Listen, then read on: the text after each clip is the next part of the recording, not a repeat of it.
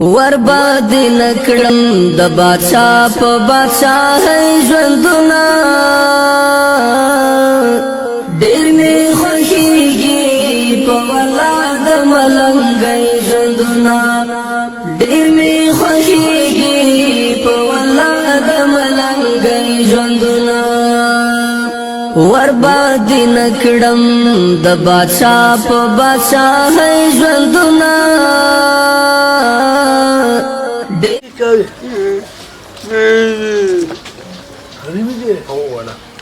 یو ایوه دا دوا دا غوی بابا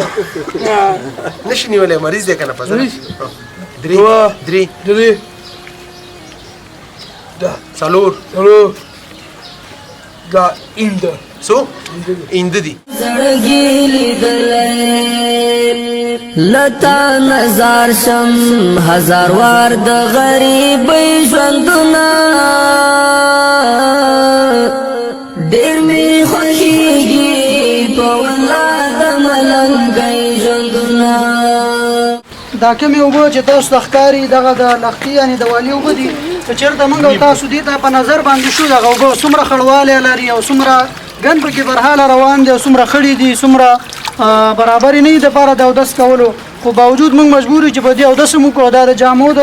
مینځلو لپاره هم استعمال کړو نورې ګټې هم ترېنه واخلو نو دغه اوبه دي دغه تاسو وکتلې چې څومره خړوالی دی او څومره بېکاره اوبه دي د دې نه موږ استفاده کوو مننه